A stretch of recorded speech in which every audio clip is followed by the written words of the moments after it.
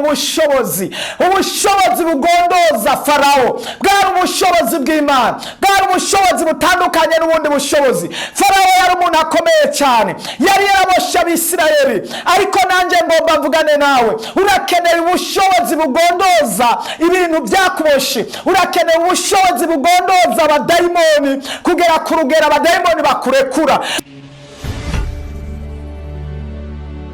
Turabahaye kaze mwebwe mwese abakunzi b'ikiganiro gusenga guhindura ibintu. Jewe ndakibashikiriza nkaba nitwa Pasteur Nduwimana Joseph, n'amashimwe n'umunezero ko dusubiye kuronka ingene tuvugana ijambo ry'Imana mwaka kanya. Rero twagomba dusangira ijambo ry'Imana mw'iki kiganiro gusenga guhindura ibintu, ariko ndagusaba ko uronse ubu butumwa burungike muri groupe, burungikira inshuti n'umugenzi kugira ngo ushore kumufasha. Reka rero dusome ijambo ry'Imana, dusoma ari mu gitabo cyo Kuvayo duhera ku murongo waho gice ca gatandatu umurongo waho wa mbere. Reka dusome mu izina rya Yesu Kristo Munyanazareti.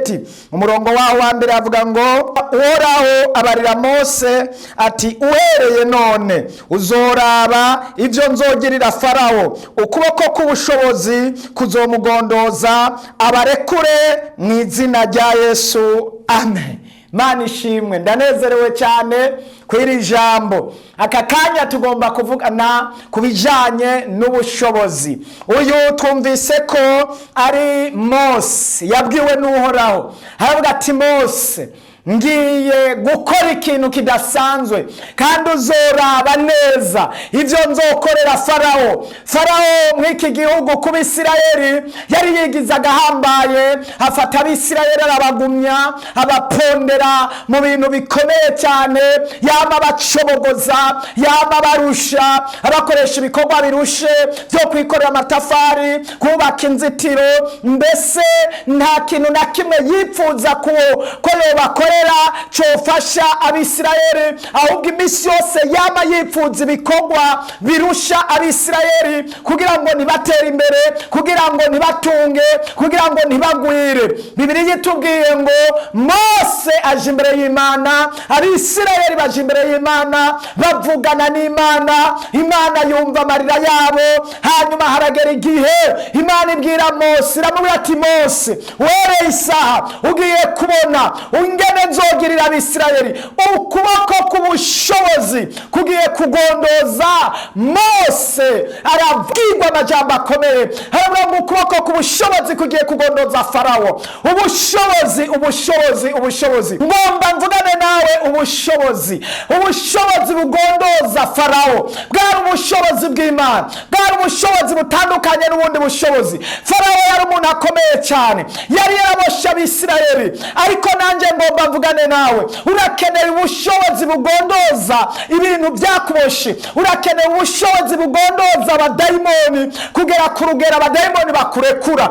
Waraboshwe mu buryo butandukanye, waraboshwe n'indoto mbi, waraboshwe n'ibyupfuzo bibi, waraboshwe n'uburyo bwose. Twari tumaze igihe tugerageza kwigisha ingana abantu baba mu mabohero, agatuma badatera imbere, bakarota indoto mbi zitandukanye, aho usanga barota inzoka, barota ku mashuri bahozemwo basubira inyuma, barota bafata ibintu bidafatika, barota ibibasambanya. Ubwo n'ubushobozi bw'abadayimoni butuma abantu bataroranirwa. Ivyo twarabyize, aho usanga abantu barota bariko baragwa mu mazi, abandi banigwa, abandi baguruka, abandi bari mu mwiza, abandi baboshwe, abandi bagomba kwiyahura, abandi bafise umubabaro. Ubwo n'ubushobozi bw'abadayimoni nagomba ndababarire.